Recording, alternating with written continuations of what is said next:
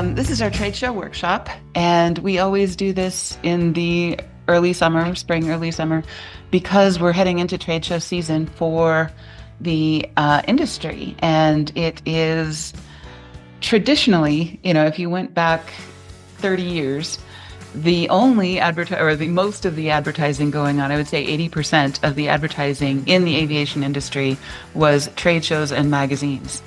So traditionally, it's just been a mainstay of the industry, and everybody knew everybody else. Everybody read the same magazines. There were probably 5 magazines and maybe 4 or 5 trade shows that everybody went to. And if you were in aviation, this is what you did. And this is basically how advertising, anyway, and most of the marketing was done in the aviation industry until about 30 years ago. Would you say that's true, John? You're showing our age. I am, but I'm setting some background because I think this is. Yeah, I know, but yeah, you're right. Because I can remember when Flying Magazine was the only magazine you could get that had aviation stuff in it. Right, and there was Playing the Pilot. What you're talking. Right, and Controller's always been there, and there's been a few others, and then there were about 5 trade shows that everybody had to go to every year, and that was just the way it was done. But yeah, let's go around and do introductions, then we'll come back to the history lesson and then jump into modern day trade shows. So I'm Paula Williams. We help aviation companies sell more of their products and services. Yeah, well, she's the rock star, and I work for her. I'm John Williams. And it's going to be interesting to see how these AI things introduce themselves. Right. We'll have to see if they will. Angel, I think you were next, and then Miguel, and then Michael, and anyone else that wants to. And then the robots. And I work for Paula, and I'm excited to learn more about trade shows because I haven't attended any trade shows about aviation in my life. I need to change that, right? Hey, I'm Miguel with MagJet. I'm driving right now, so I'll be listening in. I wanted to get on here because we did have a lot of trade shows and events and pop-ups coming up, so I wanted to see if I can get as much knowledge as possible. Hi, I'm Michael Duke. I'm with DBT Aero. I'm heading off to a trade show which starts in about 10 days. So I thought it'd be good to get a few more hints and tips. And sadly, I have to drop off at the halfway mark, but I'll follow up with the recorded video afterwards. Fantastic. Well, we're really happy you're here. Any robots want to introduce yourselves, or that beyond your capability? All right. So yeah, I think it's really interesting that a lot of times we're having robots attendees and without their humans, which is fun. And that's totally fine because these are public workshops for our clients. And if you're not able to make it, I'd like to just invite you to come in person because it is, I think, a better experience if everybody's asking questions and engaging with each other. But I know we're busy people, so we do what we can, and sending your robot is better than not going at all. So, yeah, I think, and Michael, you might remember back in the day when trade shows were about, trade shows and magazines were about all there were. And there was the NBAA convention. I don't even think, they were doing some of the regionals and things like that. Aviation Week sponsored several shows, and that was back when that magazine was owned by Aviation Week, it was owned by aviation people and not by a multinational conglomerate and things like that. So this was what was done, in the aviation industry. So it's very, very well respected. And that tradition can work in your favor. So a lot of times we recommend that people do a mix of marketing efforts. And one of them needs to be very high credibility. And, the other great thing about trade shows is that you get to see a large number of people in a small amount of time. So John and I would do a road trip often on the way to NBAA or on the way back and visit as many clients as we could in the southeastern United States, if it was in Florida or whatever it was. And, it was a great opportunity to be in the same room with people, often for the first or only time during the year. So I think trade shows are amazing for a couple of reasons. And I'm just going to put a thing on the screen for just a second here.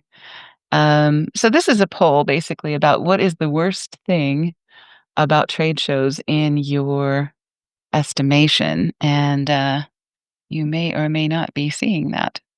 I mean, besides cost? Exactly. The best and worst things about trade shows.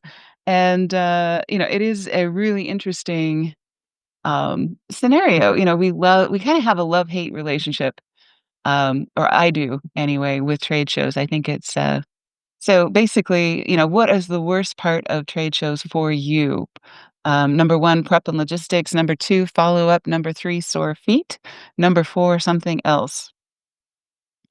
And for me, of course, we're a marketing company, so prep and logistics is kind of our forte, as is follow up. So for me, the worst thing is sore feet. We have to plan our visits to these trade shows because we end up putting like 6 miles on our watches when we go to these trade shows, going back and forth to people's booths and visiting with different people and, having people, just to get coffee, you have to go all the way down the hall. And it's kind of a crazy thing. So, yeah, let me know what you think. You're welcome to share. And, again, it's a small group. So um, we'll spend the most time on whichever you think is the most important thing other than sore feet, because I can't help you there. You're on your own. Yeah, well, I'll jump in real quickly. Actually, this upcoming trade show is doors, and so 6 miles is like across the hall. Exactly. I mean, it's over a mile from one end to the other end, and you start doing this for a period of a week, and it's you're putting on 10 miles a day Yeah, minimum. right. Oh, I So believe it. you just to be expected. The prep and logistics is certainly very time consuming. Mhm. But for me, the biggest frustration typically at a trade show is that it ends up being generic marketing and not sales.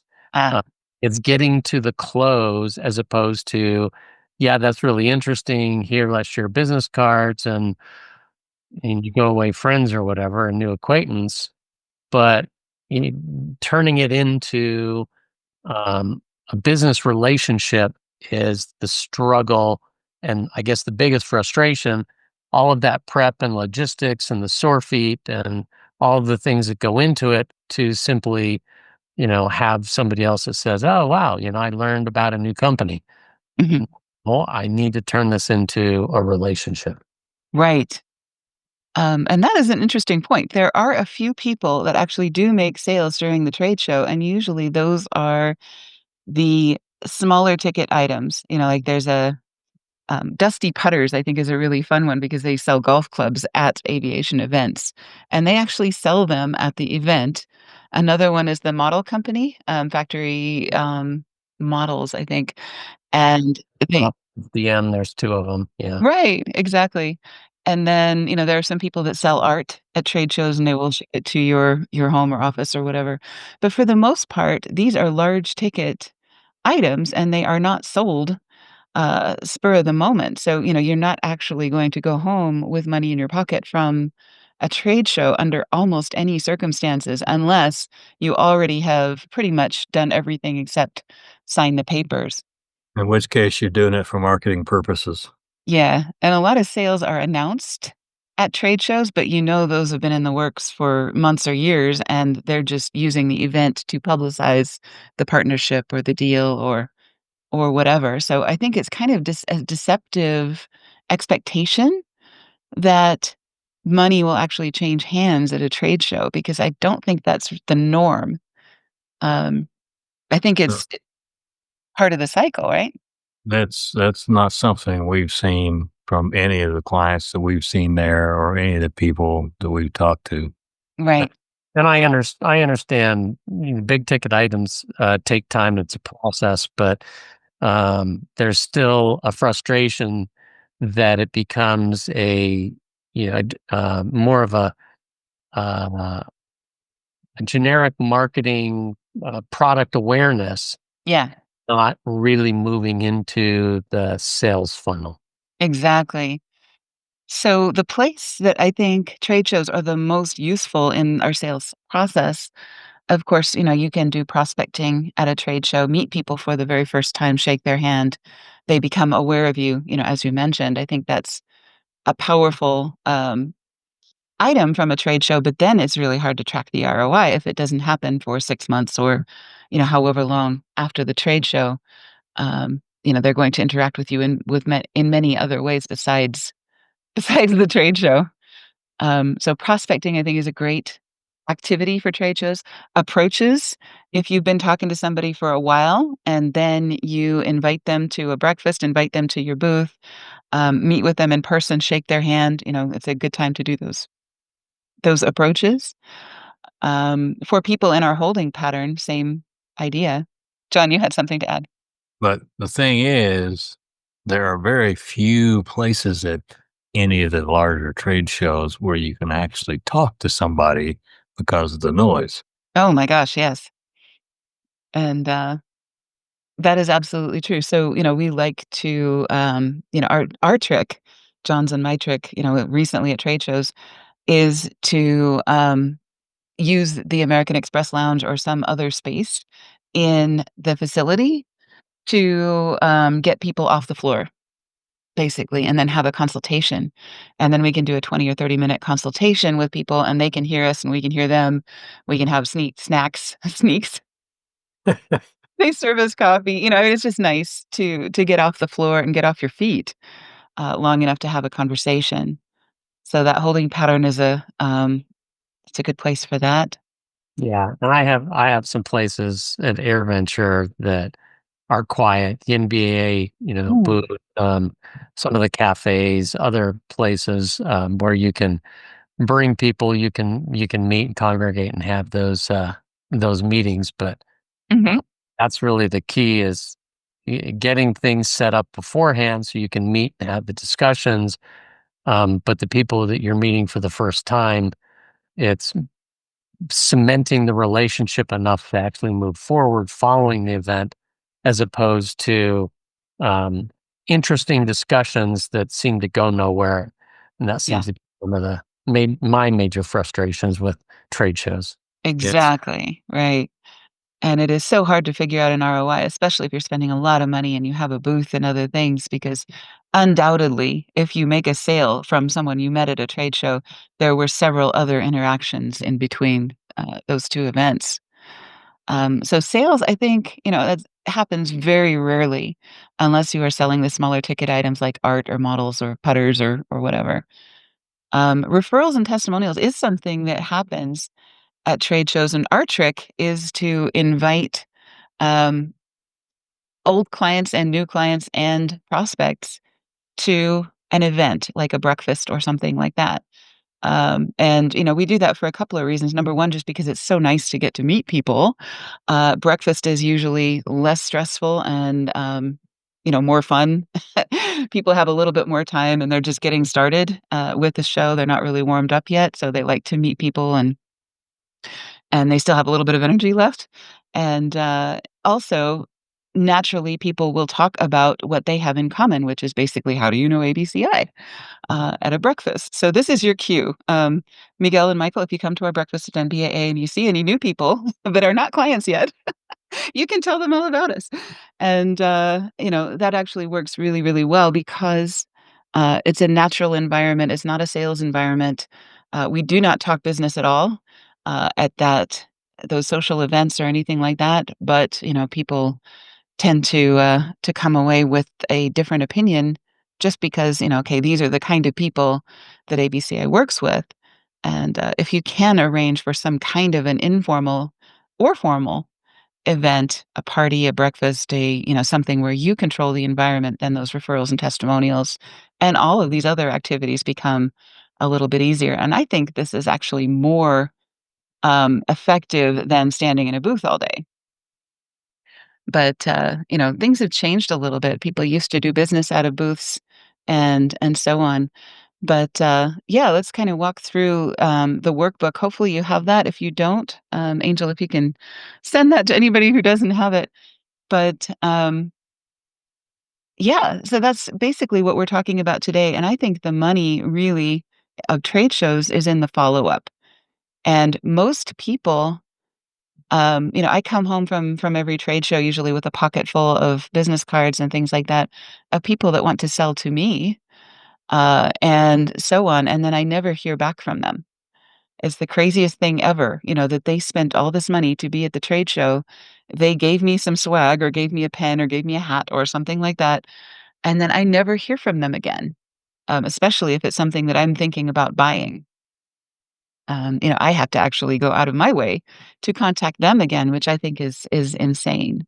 As a salesperson, of course, you want to make sure that you take care of all this yourself, and that you're taking control of the environment as much as possible. And that's one thing about trade shows is that they control the environment. Okay, so rule number one is, what is your goal for this trade show? And I know since Michael and Miguel are the people that are here, I'm going to pick on you guys. You have very different goals when you're going to trade shows. Michael, of course, you're looking for buyers, investors, and other things. Miguel, you're looking for people who are interested in your service, but it's a very different sort of a scenario. Um, the three things that we typically want to do, number one, attract the right people to your booth or to your presence or to meet with you or to arrange a meeting with you while you're at the trade show. Number two is to get them involved with your product, whatever form that takes. So that might be, getting into their hands if it's a physical product, or getting something about your product into their hands. It may be a brochure or something along those lines, or getting them to see or think about your product in context of their life or their situation. And then thing number three is getting permission, and ideally their contact information to contact them later. So a lot of people will do one of these three things very, very well, but not do all three of those things. So that's kind of the process here. Sometimes you get surprised, Yeah. and you'll be talking along, and the prospects will say, "Well, how do I make this happen?" Mhm. Don't let the moment go by. I said, "Well, you give me your credit card number." Yeah, there's nothing wrong with transacting business I guess there's kind of a taboo about that. I've seen salespeople pull punches. I've done it myself at a trade show. The first trade show we went to, we weren't even prepared to accept money. We weren't set up. That was, 2012 or something. So we didn't have a credit card thing set up. We didn't have a way to take people's money at the show. So, you should be prepared. You should be ready for somebody to just want to do business right now, but that's not going to be the normal thing. No, exactly. Right. But I think that's the main thing is, number one, attracting the right people. And a lot of that involves work ahead of time. And, with Michael, of course, we're doing the press releases and other things. Miguel, I know you're doing a lot of work preparing for these things, doing research on the people that you might meet and other things, just so that you have the opportunity to make a good first impression and have something to talk about that you have in common with them. Getting them involved with your product, a lot of times that's even just asking them a question that gets them thinking about your product. Do you get from city A to city B right now? Both of you could use that question as especially if somebody has a headquarters in San Antonio and an office that is somewhere that's not near a major commercial airport, or a satellite office or something like that. There's lots of ways to get them involved with your service and get them thinking about how you could help them. Um, so, if you're doing a booth, of course, you can do a trivia quiz, or you can hand them, some kind of a demo or a puzzle or something like that, where they actually have the opportunity to interact with your Depending product. on your product, I mean, Mhm. the best one I saw Yeah. was a de-icing, a new de-icing thing. And they actually had you de-ice an aircraft via video simulation. Yeah, they had a video game simulator right there where you could de-ice the wing of an aircraft. And, of course, the person doing this would have a great impression. And then everybody walking by would see this. And, it would be really a very engaging way of getting people involved with the product. And then get permission to contact them later, or get a reason to contact them later is even better. So, hey, we have this report, or we can create a report for you about how this would work in your circumstance. Um, you know, just give us a couple of details and then we'll put something together for you. And then, set that expectation for a future conversation. And this is, Michael, to your point, how you set that hook and how you make that transition from a hey, nice to meet you, to an expectation that you're going to continue the conversation, especially in a business direction, and that you can help them solve a problem that they have. So that third dot, or that third a third ball in the funnel, is really, a really cool way of doing that. I used to work for Franklin Covey, and so Coveyisms jump out of my head at regular intervals, and this is one that really suits the purpose. And this is, whenever you're meeting people, and at a trade show, this is your job, is to meet people, and so many people go into spout mode at a trade show. They're just trying to get their message out to as many people as possible. But it is so much more effective if you find out about them first. So seek first to understand, then to be understood. So when you get into a conversation with somebody, Sandler Sales also calls this spilling your candy in the lobby. You don't want to tell them all of the um, cool things about your product or service before you know anything about the other person, because you don't know what's going to be the most interesting thing to them, and you don't know even if they're qualified or if they're even interested, and you end up spending a lot of time with people that have no connection to your product if you don't listen first, and if you don't ask the right questions and have that conversation kind of driven by the other person, and seek to understand them and their situation, their needs first. Yeah, I put the note on your first, number one, attract the right people. Yeah, Mm, the phrase that a friend is always telling me is you have to qualify them.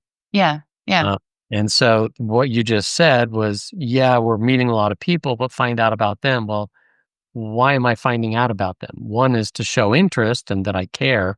Mhm. Other is I need to qualify them. Yeah, How many times have I, answered lots of questions, and there's somebody who's just a looky-loo, and it's like, yeah, that's really cool tech.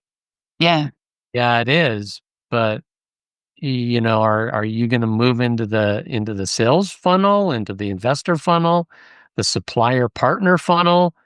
And the answer is none of the above. They just think it's cool. And so it's right, like, okay, here, read this, go to our website. I need to find somebody else that is going to fit into one of these funnels. right. And that's kind of an art form, being able to not turn off the looky-loos. You don't want to be rude or turn them away, but you also don't want to spend all of your time with looky-loos. So if you can satisfy the looky-looness with a with a brochure or something like that, and send them on their way with a warm handshake and a warm send off, by all means do that and move on. So that you can meet more people, and get past that surface, and get past that situation. Because today's looky-loos may come into, they may inherit money tomorrow or something like that and become qualified. And, this industry is full of people who start in one place and end up in another. So you never want to dismiss anybody, but you also can't spend your time, with people that, or spend all of your time with people that have no means to engage your services. Well, you need to generate booth interest. And because first thing to do is when you get is if you know the trade show is to sign on early enough to get the one in the traffic area. Mhm. If you can't do that, then you need to generate interest because the more people standing around your booth, there'll be a lot of looky-loos, but the more there are there, the more it attracts other people. Yeah. And we've done that. In the past, we actually hired a magician to help. Right. And he did kind of our triage for us because he Yeah, was boy, also did a he. sales guy. The Mhm. trick is not just a magician, but the trick is to get one that you can tell your product points to, and he talks about it while he's doing his tricks. Mhm. And we did that.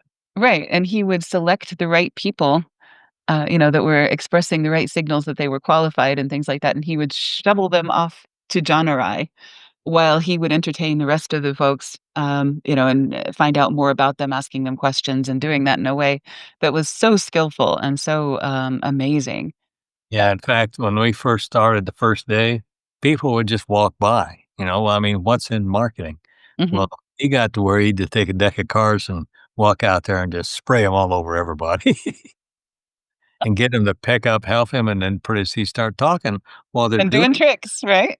Yep. and then they would say, "Oh," Mhm. and then we ended up with a big crowd. Right. That was an amazing experience, and if you can find, Diamond Jim Davis, very, very highly recommended. If you can get him for a show, absolutely. But yeah, he doesn't travel very much because he can't get his stuff through TSA. But anyway, so, yeah, when I show people We're in aviation, so we can fly in there. we could fly in there. Yeah, you can Well, fly in that's there true private. nowadays. Right, exactly. He's got so many things up his sleeve, literally and figuratively, that, all of his clothes and all of his luggage are full of tricks. So, when I show people this list, they feel like this is way overkill, and it kind of is. But what we've been recommending to people is that they do fewer shows because they are getting more expensive. In the last 5 years, the pricing for booths, the pricing for everything, and then a lot of things that used to be included are now add-on costs, like a garbage can, like vacuuming your booth at night.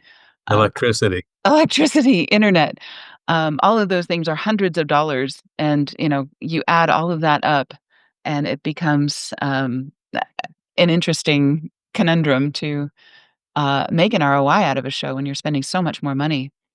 Yeah. So, we do have a really huge list of, like 3 different pages of things to do before the show, 1 page to do during the show, and then things to do after the show, and then a follow-up plan. So this is daunting, I agree, which hopefully will make people think twice about doing 10 shows a year. A lot of aviation companies that we consult with are doing too many shows and not doing a very good job of them.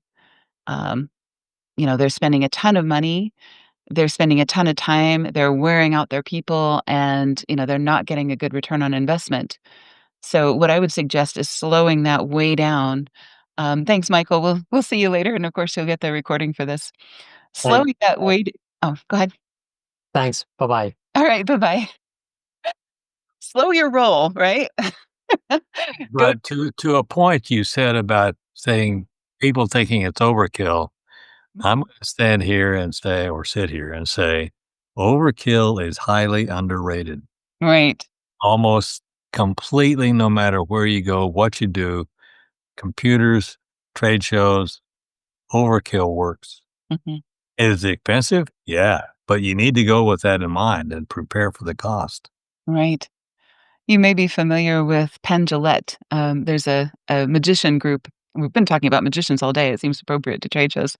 But, Penn and Teller, in Las Vegas, they're a magic act, that has been working on the Las Vegas Strip. They've, had a stage show on the Las Vegas Strip for many, many years, and, Penn Jillette also has a TV show, um, that I can't even say the name of because it's offensive, but he basically debunks, any myth, that he chooses to debunk, and, that ran for quite a while where he would talk about, some of the stuff that's going on in the corporate world and things like that, but, he is an amazing, amazing magician. They both are.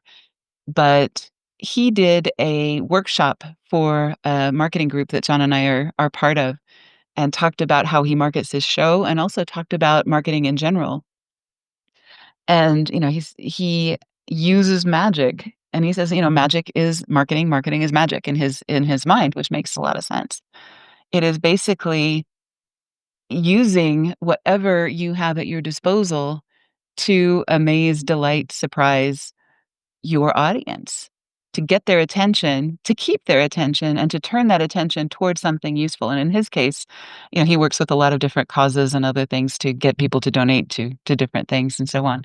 But in our case, it's getting people to buy our clients' products.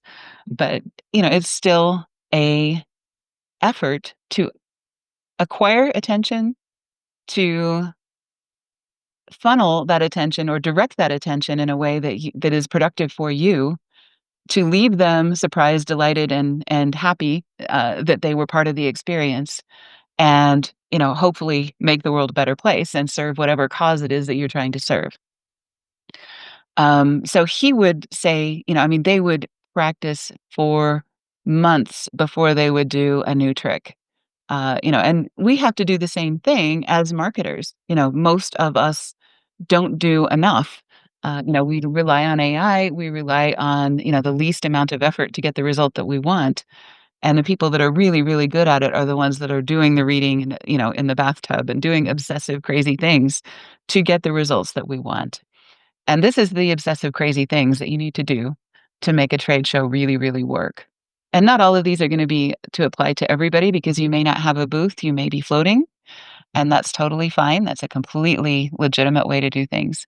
Yeah, we had a booth for a couple of years and decided not to have a booth and just float around and talk to people. Right, exactly. So, the first thing I think is just to choose the right trade shows. If you go to the wrong trade show, and we did this just as an example, we went to a show for Fasana, and actually we were representing a client, but that was the right show for that client because they serve flight schools. That would be the wrong uh, audience or the wrong show for ABCI, because flight schools typically don't have the margins to be able to do the kind of marketing that we want to do, and they are after students. They're not doing business to business marketing, which is what our specialty is. So even though they're in the aviation industry, it's a slightly wrong angle for us. And we'd be wasting a lot of effort and a lot of energy and a lot of money exhibiting or attending even Fasana unless we're doing it with a client. Actually, when Fasana was first organized, they didn't realize that, and neither did we, and we worked together for a while. Yeah, exactly. Flight School Association of North America. It's a great organization. Robert Rockmaker, great guy. Pennsylvania guy with a really cool accent. And he's really great to work with. So I don't mean to diss that at all. I'm just saying that was an example of a not quite right fit, a square peg in a round hole. Where we would find ourselves not doing the right thing at the right time.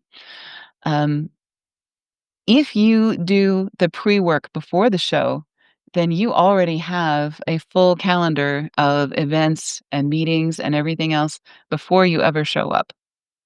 And potential clients. Exactly. Right. So, these are some things to do 90 days before the show. I know we've got, we can customize this however you choose. I know, Miguel, you've got kind of a different sort of shows that you're working with.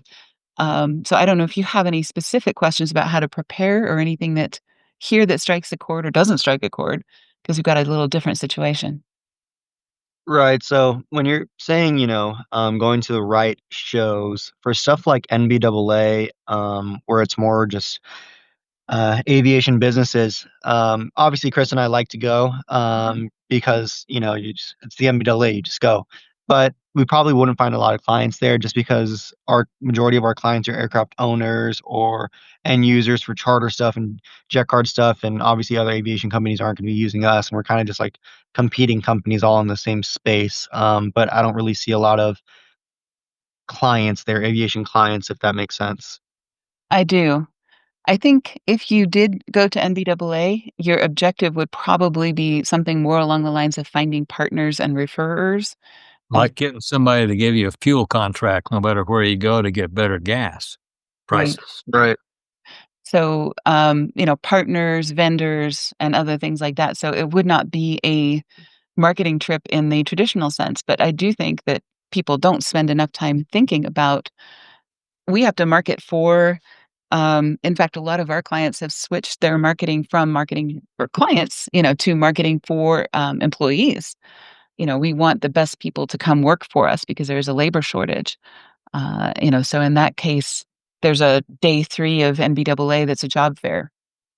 So your objective for that show would still be marketing, but wouldn't necessarily be marketing for customers.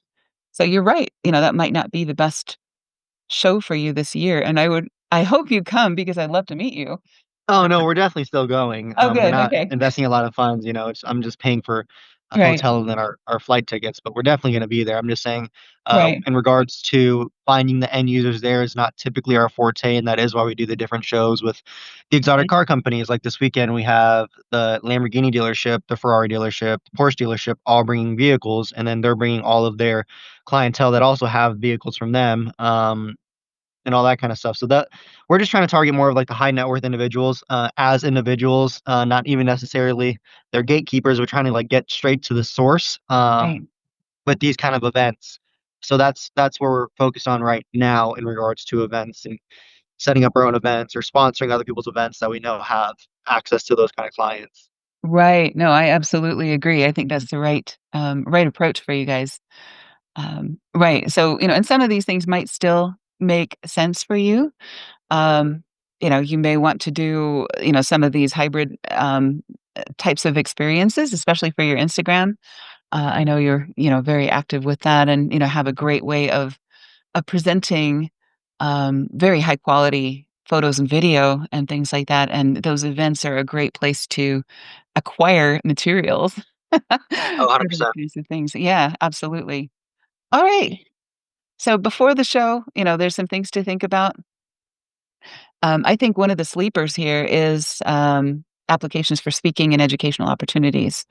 If you get to speak at an event and you are able to get video, audio, any of that stuff of you speaking at an event, it is such a huge credibility booster.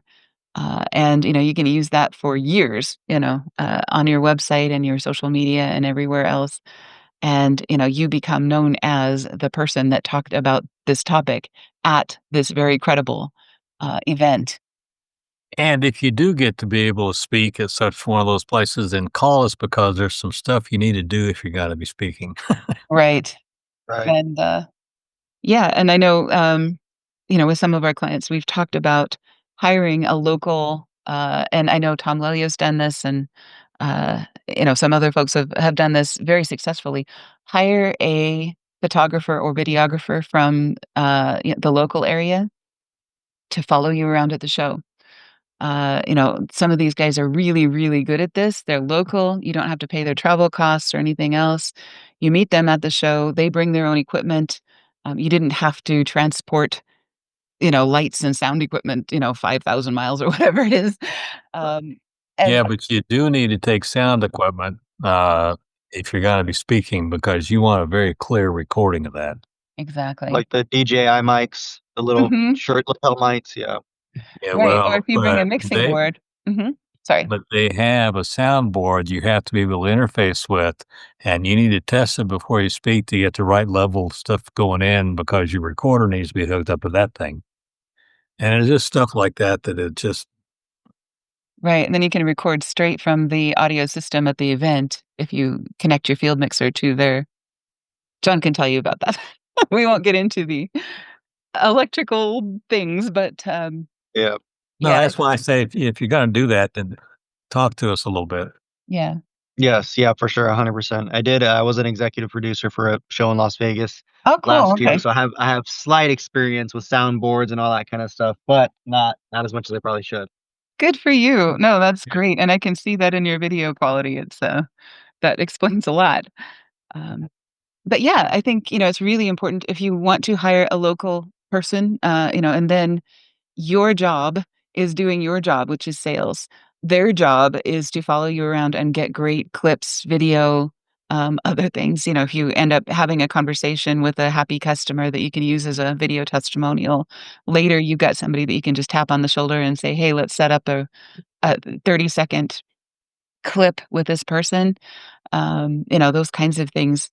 And, Tom Lelio would do that for his podcast, basically arrange 50 different episodes while he was at the show and, just shoot those episodes right there. And that's really, really hard because of sound quality, but it's really great environment to get those kinds of things. Yeah, Tom does a lot of great stuff. We actually Mhm. talked to him a couple of times before I even hired you guys about a couple of different things. Mhm. Is he one of your clients? He has been, yeah. He is Awesome. not at the moment, but, right, he has been off and on, and, we do different projects together. We've been on his podcast, he's been on ours, and, we really enjoy working with him. So Yeah, well, that makes sense. I mean, he was one of our inspirations, and Mhm. um, yeah, now that we're going through it, it's all very similar. It's everything that he does is pretty much structured very similar to what you guys do, so that makes a lot of sense. Yeah, exactly. So we have taken a lot of his advice, and he's taken a lot of ours. So, Yeah. um, yeah, and, as far as the production and as far as the video and as far as audio and everything else, he's far, that's what he does. So that's great. Yep. Um, right. So, here's more to do before the show. And, obviously, if you can time your press releases, if you're ever going to do a press release at any time during the year, if you can time it for an event, there is a lot of media whose job it is to fill major publications every day of NBAA, as an Okay. example. And so, if you can plan any press releases or anything else to time them with the major aviation events, and get them to those reporters way early, and say, you can embargo a press release until an event, and then they can't talk about it until, or they can't release the press release until the embargo date. So what you do is you would, create your press releases, say for release at, the Business Aviation Convention in September, and send them a bunch of releases. They plan those publications weeks in advance and then just leave spaces for photos and other things so that they, turn those over overnight, and those guys are working 24/7 during those events. So the more work they can do ahead of time, weeks or months in advance, um, the better, and if you can make their job easy, you're a lot more likely to get featured in those publications, and, um, Okay. yeah, they also have a press room at those events where you can book a press release or a press conference, for anything that is new or anything that is newsworthy. And then, of course, all the press is already there and they're just camped out in the room, and you're just doing one thing every half hour. So you can be on that calendar and you can give your press release to a room full of media, often for free if you're at the show or if you have a booth. I'm not sure what's included this year at NBAA. I haven't looked at the particulars, but something to take advantage of as well. Yeah, 100%. What I what bet. is you think we could do for a press release? Ah, we have a sheet of reasons to do press releases. And those could be hiring new employees. It could be the fact that you're a new business this year. Yeah. If you can launch a new service, maybe one of your named services or something like that at an event, saying, you're introducing mag fuel or, something along those lines. Um, the more newsworthy, the better, but, we can do some brainstorming about that and, see if we can come up with something that's newsworthy. Um, I think the other thing is, there's a lot of opportunities, with anniversaries and other things, especially people who've been in business for a while. Since you guys are a new business, this is your first year in business, is that right? When did you guys begin? Yes, this is the first year. Well, I guess I incorporated last year and I sent Chris Mm. to the NBAA, but I was stuck here. I was really busy. Oh, But I guess this would technically be the first full year incorporated. We've been incorporated for about 13 months now. okay. I was going to say you could do your first anniversary or something like that. Or yeah, we'd have to figure something out, maybe with the San Antonio angle, or maybe with something else, but we need to find some newsworthy angle that would make it worth doing a press conference or a press release. Right. Um, yeah, I mean, I hate to say this, but disasters are always good. I know in South Carolina they had hurricane. I forgot the name of the hurricane, but anyway, and Doug Goldstrom's organization was Special Services Corporation was instrumental with a lot of the recovery efforts and things like that in that area. And then they did a release about it ended up being kind of crazy and controversial and everything else because of some of the things that happened, and that ended up being newsworthy. So often things that are outside of your control become newsworthy, and you can use that for good or evil. Right. We Yeah, did have the whole flooding stuff over here in Charlotte County, exactly. about 45 minutes away from us. So that's potentially something that we could do. I'm not entirely sure. I'm Yeah. not entirely following how we use that, but we are going to be up there this Saturday delivering waters and all that kind of stuff to help out.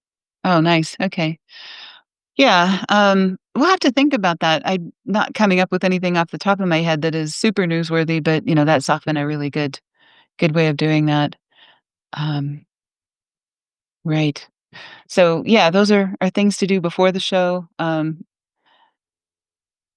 As you're getting really, really close, you may want to put an FAQ together and make sure that everybody who's attending the show on your behalf, and I know this is true of even of the events that you guys are doing with the car companies and things like that, make sure that your booth talent and anybody that's representing MagJet knows as much as you can get them to know. We had our magician that we worked with was an absolute professional, and he asked us for this. We hadn't thought about it previously, but we put an FAQ together that was one page of information, enough that a person could legitimately memorize, before interacting with the public. And then he kind of worked that into all of his tricks and things. But if the more your booth talent, or the people representing you know about your organization, the better they will represent you, and the more they will speak from the same sheet of music and represent you well. And And we're not yeah, doing a booth this year at the MWA, but that is something that I think we talked to you about is whenever we do set up these booths, having similar to like the JetX approach where they have I think it's their flight attendants as their salespeople. So we would hire flight attendants and have to do something similar to that, yeah, where they have that sheet and they can say everything that we need them to say and have the general basic knowledge. right, exactly. And you don't want to soft pedal that. You want to brainstorm the tough questions that people are asking. So at an event, the kind of events that you're working with, they probably won't be asking like environmental questions or anything else. But if you were doing something in Europe, you would definitely need to think about what's the worst thing that could happen at this event, or what is the worst thing that people could bring up, and how are we going to address that, and how are we going to deal with that. Um, yeah, so those I think are really important to not be light and fluffy, but to really dig into the meat of things, and have everybody prepared so nobody's caught by surprise by a tough question or off the wall But topic, right? And role playing, I know it sounds crazy, but if you can get everybody together and do this on Zoom or do this in person, before the event, and just do some role playing and have somebody from your organization or invite somebody to be a skeptical customer. John, it makes the best grumpy skeptical customer ever for oh my role goodness. playing. And he does a really good job of pushing people and getting the best out of them, I think, in terms of So if I can sell John, I can sell anybody. that's exactly right. Probably. Right. He's No got wonder why you're so good. right? Yeah, exactly. So, yeah, he does not tolerate BS, and will call you out on it, and all of that. And I think that's really an underrated activity. People don't prepare enough.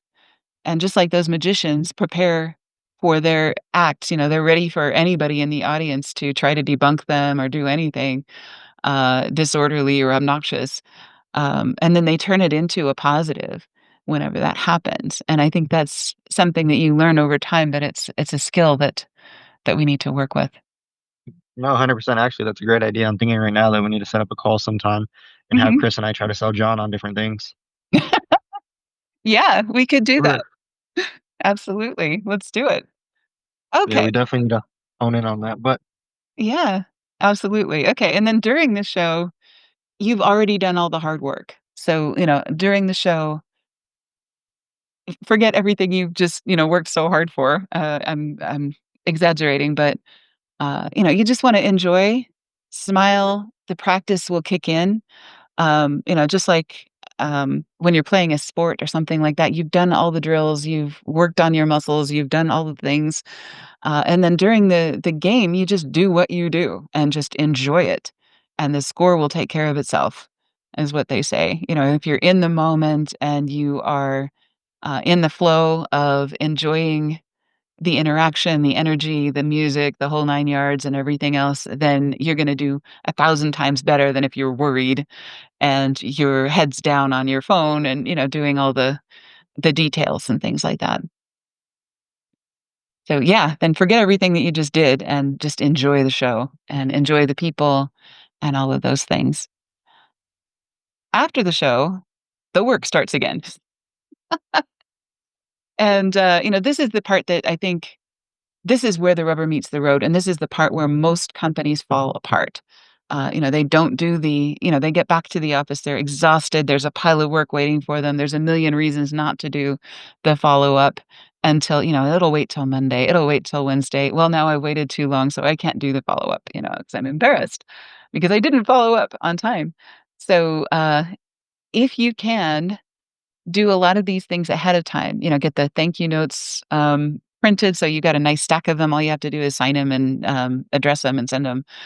Um, get on the phone, call the people, that you said you would call, do the reports you said you would do for, the specific questions people asked, and so on, and hit start on your, mail system, in which you have a sequence already set up, because you did the preparation work for this, for the follow-up program for your email.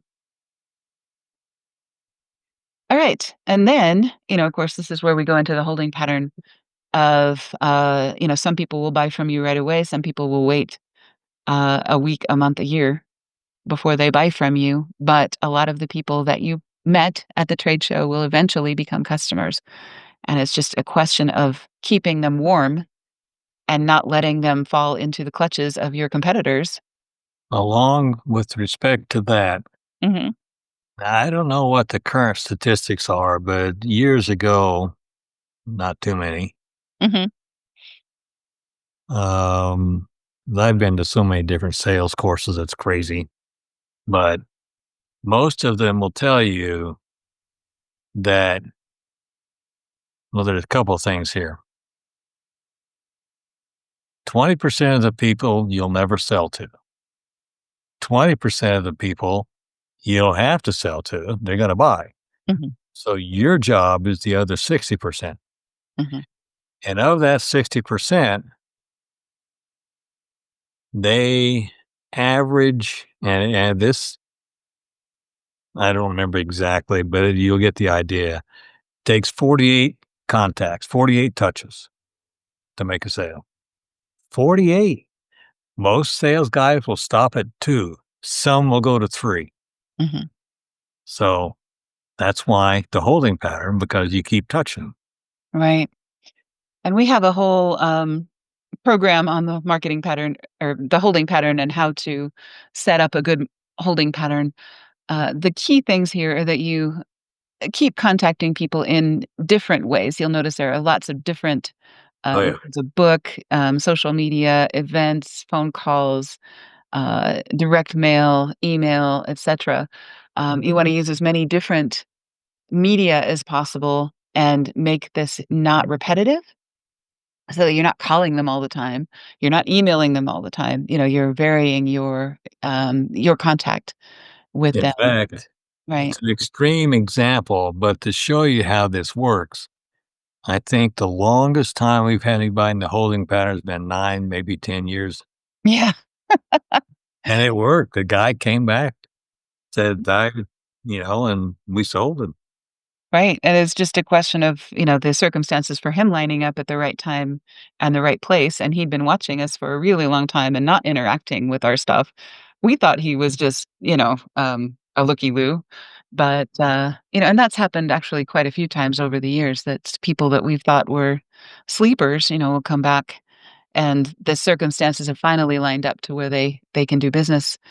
And I think that happens a lot in the aviation industry. We're almost as bad as commercial real estate. I think they also have a really long sales cycle where so many things have to line up just right for a deal to occur. That's also true, I think, for all large ticket sales, including aviation. All right. Don't calculate your ROI too soon. And this is kind of the last point I'm going to make.